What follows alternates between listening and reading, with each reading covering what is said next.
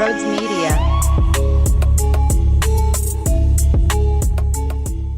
What is going on, everybody? If you are hearing this clip before the show starts, that means I'm on vacation. What I did prior to leaving is I recorded a bunch of interviews with fantastic guests, so you still had something to consume here on Brodes Media until I return. So if any news drop that's so massive and it's not incorporated into these conversations, I apologize. There's nothing I could do about it. But I wanted to at least give you something while I was away. I love you all. You're all fantastic. Subscribe if you're new. I love you. Enjoy the shows. What is going on, everybody? Welcome on into Schmoozed. Today we are joined by the one and only Jack Fritz, producer of Mark Cerise, WIP. What's up, dude? Ah, man, happy to be here. Unfortunately, the Phils, they had to, of course, when everyone's like, they're going to take off now. Feels like 2011 all over again. They're like, hold on. We still have the ability to fill this whole thing up. So, frustrating series, but overall, listen, the Phils are a good ball club. Yeah, you're right. Should I say the Phils are back, or are we not doing that yet? Or is that on pause? I think they've established their back. Okay. Now are they great? They're definitely good. They're back. They're in this thing. But are they a great team? How far can they go? All right, I love it. All right, so I'm going to ask you a very difficult question. I want you to describe to me what this year is to this point. Your Philadelphia Phillies, 52-44. How would you describe this? I would describe this as them figuring out how to sustain winning. Because last year, it was like they're getting there. They would take a step back. Like they would get swept by the Cubs, or they would go to Chicago and get swept. The Diamondbacks on the road. Right. So last year they figured out how to win. And I think they did. And they obviously reached a height, and the playoff run last year is the greatest thing ever. But now it's, can you do it again? And I think at the beginning of the year, it was like, man, was last year a fluke? And it drove me nuts. But it was a fair question, because they were again 6 games under 500 at one point. It's like, you don't have to do this; you can just be good. So now, but now that they've established, like they are playing good baseball, they do know how to win. It's pretty much the same guys plus Turner and Taijuan Walker, obviously with some bullpen pieces in there. Now it's, can this core sustain it, and can they bring us what the 07-11 Phillies was, which was playoffs every year, cities all in. And I think the most interesting part to me is the crowds. I mean, even the last couple years when they've been in it and they've even been in first place, no one was showing up. Yeah. This year, there's 38,000 there today on a 12:30 game on a Thursday. So that aspect is back. Now the team is starting to do that as well. Yeah, you know what's frustrating to me, and maybe this changes over time, but the Braves are such a damn juggernaut that I want to win a division. And we all sit here and talk about, well, you sneak in, and that was my biggest fear heading into this year after last year, is no one's going to care anymore because, Gene Segura against the Cardinals, or Alec Bohm gets plunked and then he starts clapping, and it was so awesome, but that's not like a sustainable way to do this. I want to win the division, and now we're sitting out just saying, all right, we're competing with Gabe Kapler and the rest of the crew for a wild card spot. I want the identity to change and the mindset of the fans to change, Yeah, and I think we're getting there, but I think it takes another year. I think it takes getting there again, and for me, I expect them to make the playoffs now, but now it's about, can you win that wild card round again? Because the interesting part about where the fans are, I think, with this team is, and what they've lost, is the element of surprise. That's going to be the interesting part to me, is that how do the fans react if they don't win the first wild card round? Is it despair? Is it this sucks? Because when they lost in 09, I don't think people were crushed. It was right. The Yankees are loaded. Back World Series runs kind of thing. That doesn't happen here. It's not allowed. But 10, 11, it was those are moments that we all hate Cody Ross. We all remember Ryan Howard on the ground. These are legacy moments for Philadelphia sports fans. And what they've lost is that they can't do, it's hard to recreate the magic they had last year, where it's oh my God, baseball's actually awesome, which is what the city felt for the first time in, I don't know, 11 years. So I'm very, very curious to see if they do not get back to the World Series or win the World Series, what the reaction is. Is it going to be one of those crushing kind of losses, or is it going to be like, well, it was fun again, you know? Oh, man, it's going to be crushing. You know how we're going to feel. The high hopes is going to be crying. We're going to be crying over here. And I guess, let me ask you this, because there's so much to get into with this team. I guess we'll peel back to Rob Thompson's decision starting the second half. They go with Christopher Sanchez. And I'm just trying to tie this together. Does that decision, does that factor into their approach of like the ho-hum when we get there we'll be okay thing? Is that defining what I brought up with the fan base in the clubhouse too, or am I crazy? So I actually liked it a lot. You know, real quick, I'm a Christopher Sanchez man. Give me 5 innings pitched, 1 earned run. Right? Give me 4 2/3, 0 earned run. Like I'm all in on Christopher Sanchez. Well, the funny part is like every time he allows 2 runs over like 5 innings, people are like, "Oh, they need to upgrade the 5th starter." It's like, what the heck are you guys talking about? Yeah. Like I think 2011 warped so many people's minds as to what pitching stats are usually like. Wait, that's not normal? Like 2011 again, the 4 aces and Joe Blanton. So like it changed how we think about how baseball rotations. Like Chris Sanchez is perfectly fine as a number 5. He did his job last night as well against the Brewers. Sosa over a third killed us. I know. So my thing with what I believe they emphasize a lot with their guys is, well, besides Schwarber, is time off. Like Schwarber's played every game, which is hilarious to me because people don't like him. But like they wanted to make sure they gave Nola and Wheeler as much rest as they could, and I thought that was smart because they pitched deep into the year last year. They weren't great in the first half. You know, they gave Nola 9 days, and I thought he had no-hit stuff for a majority of that game, and it kind of got away from the 1 inning, and then was pretty fine the rest of the way. Wheeler, I thought his fastball had a little bit more zip on it, which I like to see. So I understood why they did it, and I like that they did it, because this is what they did a lot of the second half last year. I mean, Wheeler went on the IL. I think that was kind of to get him some rest. And Nola, what they started doing was also skipping starts. Or not skipping starts, but like delaying his starts. So he was trying to get 6 days rest or a full 5. And it's how they got there last year and how those guys were able to kind of thrive down the stretch. So I had no problem with it. And I know there's some like, they're being complacent. I think it was more them being smart. Okay, and listen, you could sell me on it, right? It's not like I'm sitting here crying if No. Sanchez gets the ball. You know, they still took 3 or 4. I mean, they still took 3 or 4. Yeah.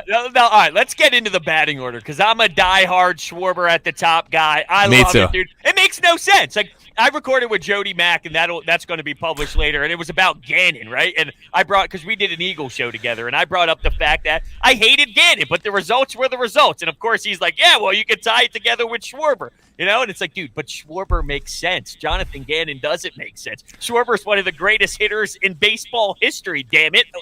I'm taking that stance. Yeah. I'm taking that stance. 200 batting average, suck it. I love it, dude. I just love it. That's all. That's my point. So take it where you want from there. Well, I do love how mad Schwarber makes people. I've coined a new term for them. The anti-Schwarber people. Feel free to take it. Schwar babies. They are. Oh, I do like that. They are a bunch of Schwar babies. Yeah. So my thing with Schwarber is the funniest part about the whole thing to me that I just can't wrap my head around. They went to Game 6 of the World Series last year with the guy batting leadoff. Yep. They over the last, I don't know, since he's gotten here in the leadoff spot, I believe there's something like 110 and 76 with him in the leadoff spot at this point. This year, when they moved him back there full time, they're 27 and 13. Like it doesn't make sense, but it works for them. I know the pitching staff went on a run in June, and that it's not just Schwarber going back to the leadoff spot, but I think it's a level of comfortability that they have with their guy. I mean, he's for his like Bryce is the best player on the team, and I think he's developing into like Kyle Schwarber is like their Kelsey. And I think there's a little bit of all right, man, our guy's up first, our leader's up first, like watching him go yard and getting the like. there's just something about it where it works, and he's like third in the league in walks, and I love him. And I'll always love him, and I will defend him to the grave. Yep, I'm right there with you, dude. I'm right there with you. Now, someone I won't defend, and I am labeled a hater. I am labeled like one of the biggest haters, nonstop, always in my comments. Brodes, why do you hate this guy so much? I don't hate him. The way I label it is I hold him accountable. That's right. Alec Bohm needs to give me power, all right? Cool. Good defensive play the other day. And you know what? I will give him the truth here. It has been remarkable, the change from where he was 2 years at third compared to now, 2 years ago, that is. He's definitely way better defensively. But, dude, I'm sick and tired of this inside-out swing garbage, pokes the other way. He leads the team in RBI, bro. It's why you always bitching at him. Because I want to see fucking home runs, dude. He's 6'5". Drive the baseball. The ball keeps you mention this all the time, too, when the camera angles screw you up. And see, I'm starting to not blame the camera angle. It's this dude who needs to eat more Wheaties. Someone told me that in the comments, and I ran with that, too. Anyway, take your That's shot.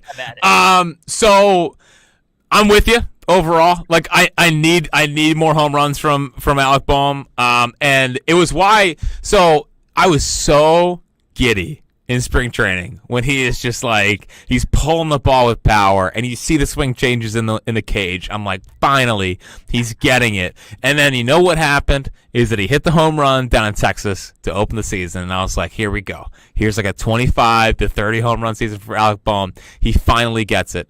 And then I think what happened, Brodes, and what stinks is that he was not hitting for power for a long time, and he was still trying to hit for power, and he got in his own head. And he was like, all right, I'm going to go back to what I always do, which is like gap to gap and whatnot.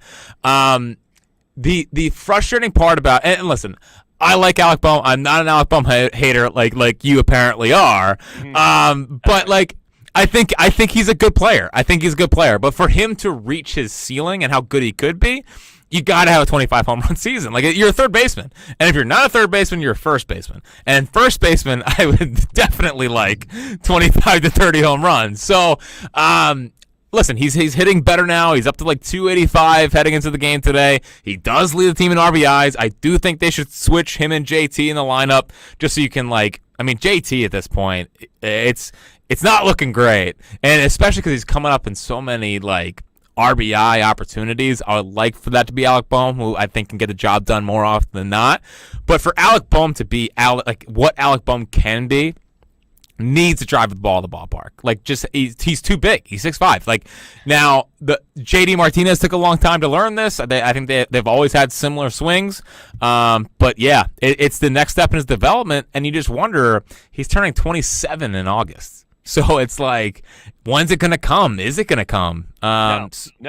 At this point, it's probably not, and you have to live with how good is a 285, pretty good defensive player with 15 to 20 home runs at one-year corner spots. Go get Nolan Arenado. That's how good he is. Go make a trade and go get Nolan Arenado from St. Louis. That's how good Alec Bohm is. Yeah, I mean, listen, Arenado is still Arenado, and I just think that guy paired with this city would just be really, really, and plus, like, the defense is obviously he's a freaking vacuum over there. Yeah, for sure. And I'm in on Juan Soto. Get me one of these two. All right, get me Juan Soto. I can't believe I'm here, but I also have to dive back into where I was with Sixto Sanchez, because I was forever. I don't want to move this guy. He's electric. His stuff's gross. Hey, you got a little glimpse of it and all, but he's just not able to be available for you. So with that, I'm willing to move Andrew Painter if it means someone like Juan Soto. Yeah, and at this point, you have to wonder if obviously the Padres would do it. I mean, you would have to bank on 2025 Andrew Painter rather than, they already announced him out the whole entire season next year. So, I was always in the camp of like, I probably wouldn't trade Painter for Soto when he was healthy-ish. I mean, we knew he was hurt, but we thought he was on the mends. Yeah. But my thing is, like, dude, if they traded for Juan Soto, I'm not gonna be mad if Andrew Painter's involved. Like, and I'm a prospect hugger. I love these guys. Like, I follow them. I remember when they were drafted, all this stuff. Yeah, so I'm in that camp. But with pitching prospects, it's just so hard because they can get hurt at any moment. And I've seen too many guys come up and just be okay, or they have to come up and then get sent back down. And by the time they figure it out, it's usually 4 years into like they're up, down, up, down, up, down. Obviously, if you're outliers, like maybe Andrew Painter turns into the best pitcher in baseball. Spencer Strider? Yeah. Okay. Pavetta? How long did it take your boy Pavetta to get rolling? Hold on. 13 strikeouts in 6 innings the other night. Bring him back. Bring him. You definitely. How much did you hate Pavetta back in the day? I can see it in your face. My toes are curling right now. I hate Nick Pavetta just as much as I hate Dave Kapler. Just as much as I hate Gannon. He's on that list of, dude, if I could just get one in the nose, I swear to God. Who'd you hate more, Vince Velasquez or Pavetta? Oh, Pavetta, dude. Stop. Come on. Stop. Plays in left field. I don't care. He was the worst. He was the worst. He was an athlete. He was great at everything except pitching. everything except pitching, Vince Velasquez. I can't even argue that. But his debut was magnificent. Oh, come on, man. 16 strikeouts against the Padres. Who could forget? I remember at that point, it was like the Mets still had DeGrom, the Syndergaard, Harvey, and Wheeler, obviously Wheeler. And I was like, yeah, but we have Vince Velasquez. So, who's really winning? What a dark period of Phillies fandom. Dude, you're killing me. What else kills me is Aaron Nola. I have no idea what to think. Honestly, when you're setting up the player that everyone gives you crap for, I thought you were going to talk about Aaron Nola. Oh, no. Who was Bohm? Nola, I feel there's a lot of this fan base that has shifted towards, all right, Dave was right to not give him the money, and he's probably not going to be worth it. Here's the problem. Eats so many innings. His stuff is electric when he's rolling, but this is one of the worst I've seen from him. I don't know if there's a correlation with what happened this offseason, and there's a lot of pressure. And also how deep they went last year. Would you bring him back, though, on a reasonable price, or would you say it's time to get fresh? I would 100%. Especially, I think that's the biggest change that the Painter thing happened, is that they don't get to see what he looks like. Like, I think there was a world in which Andrew Painter pitches this year, and they're like, okay, well, we can move on from Aaron Nola. We can just go with Andrew Painter and slide him into that spot. With Andrew Painter now being out to 2025, I think it becomes imperative to bring back Aaron Nola. The only caveat I give to that is, like, I'm sorry to probably jump ahead here in the show, but like the trade deadline, if they can go get a Dylan Cease and you have him under contract for the next 2 years, and then your rotation turns into Cease, Wheeler, Ranger, Taiwan, and fifth starter, whether it's Griff or McAble, even though one of them would have to be in the deal for Cease. Anyway, that's a scenario where I would let Aaron Nola go, but the maybe blessing in disguise here is that you maybe get Aaron Nola at a discount. Yep. I don't know if you will, because I think obviously he's the best pitcher on the market when he does hit free agency. Although, I mean, Giolito's having a good year, but I would bank on Aaron Nola. The interesting part is going to be, I think Phillies fans don't value Aaron Nola the way that other teams value Aaron Nola, and I think he's still, like, I would feel very comfortable, like 5 years, 130. But I think there's a chance it gets up to the 150, 160, and he gets close to Rodon money. Yeah, I say this all the time about Nola. If you were to close your eyes and not see the name, and the Phillies signed a pitcher with his stats, dude, we'd be jumping up for joy and just stoked. We'd be pumped. Yeah. I think we're just wearing, that relationship's just kind of wearing out, I guess. Yeah, I think it's fair. But at the same time, like, we do have to try to be objective here and be like, listen, he does take. I think I more view this as a clock, getting used to that more than like Aaron Nola's cook. Because what I saw the other night, I didn't think was a guy that was cooked. I thought I saw, like, if he was, so in the beginning of the season he was like 89 with his fastball. Like, if I saw that all year, I'd be like, yeah, no shot. But he's back up to 93, 94. He's striking out guys again. I think we're close to seeing the Aaron Nola we saw most of last year. And the funniest part about last year is no one wants to give him credit for it. He was third in the Cy Young. Aaron Nola was third in the Cy Young voting last year, and everyone's like, get rid of him. So I think he has definitely, I worry about him in big games, like 100%. I think that is totally fair. But the whole, like, kick him out of the rotation, the playoffs come around, like, he's not a winner, it's a little much for me, especially because, like, I mean, listen, in a must-win game down in Houston last year to clinch a playoff spot, he had 6 perfect innings. He was brilliant against the Cardinals in game 2, which never gets brought up in his history. And then, bad against the Padres and struggled in the World Series. But there was also some moments there. Now I feel like this is like starting to the same thing as James Harden argument, which we're not getting into. Can need him gone. But I just there is good in Aaron Nola. I heard feel your like Jalen Hurts take 2 days ago, and I'm like, Jesus Christ. he's okay. You're killing me. All right, he's Nola thing. I had something to say, and I got distracted. How dare you? What were we talking about, Nola? Oh, well, no, I don't think this was it, but I'm going to throw it out there anyway. Okay. Like, why does he just fall apart when there's someone on base? Like, yeah. Why? What do you mean, oh, yeah, as if this is like some normal thing? He forgets how to pitch. The pace slows down. The dude he goes, I don't know. I don't even know what to say. I'm running out of words here. I think that is the pitch clock. Because what happened the last couple of years is that when runners would get on base, the game would just drag because he wants to focus on making the next pitch. But now that there's a clock and he has to worry about being on time and 8 seconds left, he has to look the batter in the eye, which is a hilarious change. I think that he's getting adjusted to that, and I think he had to speed himself up, which he was not ready to do.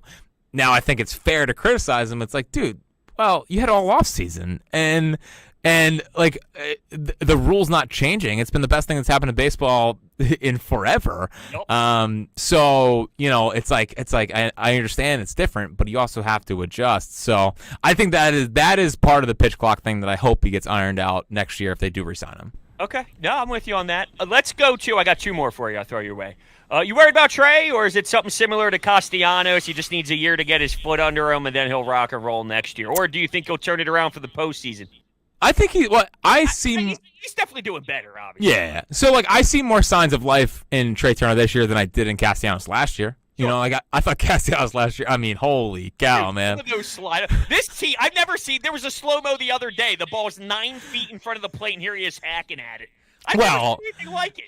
I mean, Castellanos did hit one off the ground the other day. It was a cricket style, which, again, not the goal. You don't need to do that. Just let it go. I've seen more signs of life from Trea Turner. If I could just get $150 million Trea Turner for the rest of the year, I'll take that. I don't need $300 million Trea Turner. We'll work on that. We'll get there.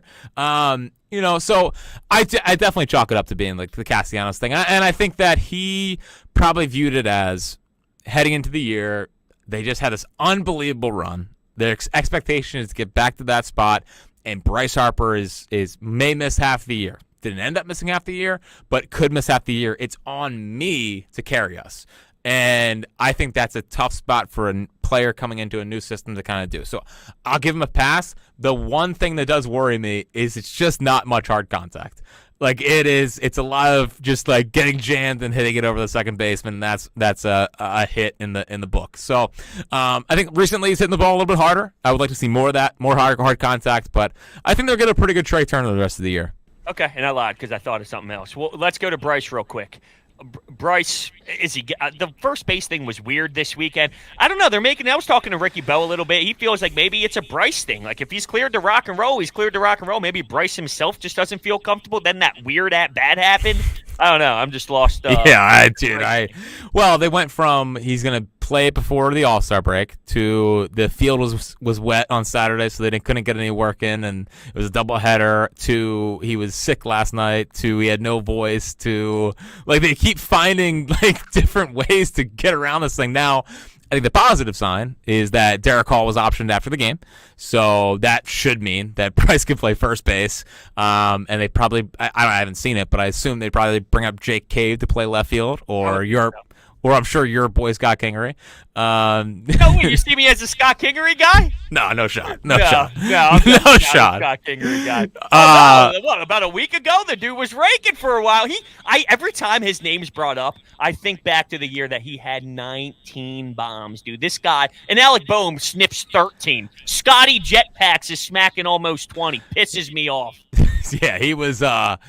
Again, $26 million out of spring training.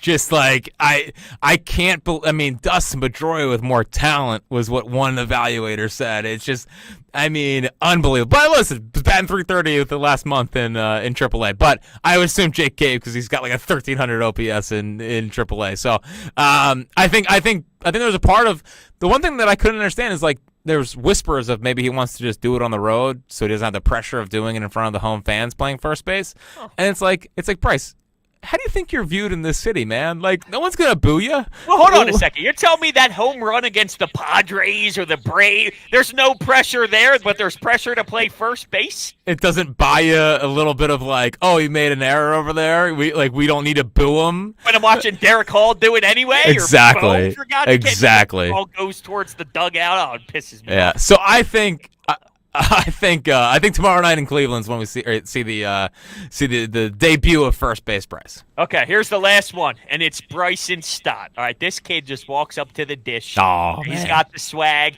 He sits in there. It's just comfortable, right? I'm not a lefty, so I look awkward as hell right now. Yeah. But it's just solid. It's unbelievable, and he's going to work a 9-pitch AB. He's going to grind you down. He's got speed on the bases. I just can't believe that he looks that poised for being so raw in the bigs. It's amazing to me. Yeah, it's incredible. And, you know, had he not been, he's like 24 now, and he was more like 21 doing this, you could, but like he looks like a guy that could have the most franchise hits. And I know that like J-Roll did that for a while, and it would take a while for him to get there. But like, the thing that has me the most excited about Bryson Stott is like how good, like what does he look like in 3 years? This is his second year in the bigs, and he's batting over 300. What does he look like in 3 years when he gets good at lefties too? Like the numbers against lefties. Now that's why Rob needs to start keeping him in the lineup. That's another. Oh man, you got to get Josh Harrison some at bats. Shut your mouth, Josh Harrison. Get out of here. What, Mudo Sosa?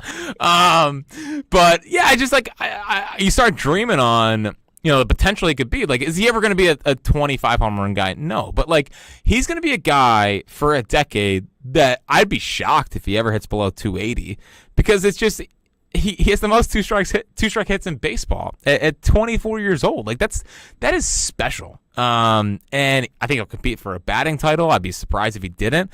Like, I think you know, over the next 5 years, I think we could see a 330 kind of batting average season from Stott. It's just like, how about Schwarber? Can he get to 330?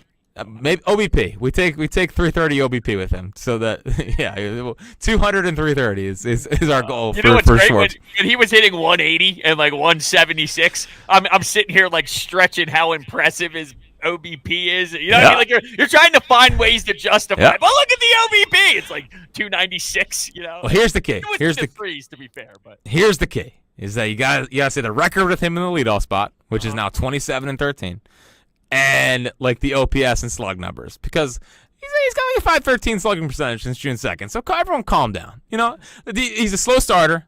The only Schwarber stats that count are post June 1st. How about that? I love it. All right, man. Well, Fritz, thank you so much, dude. I had a blast. We're gonna do this again sometime soon. Sounds great, buddy. I'll talk to you then.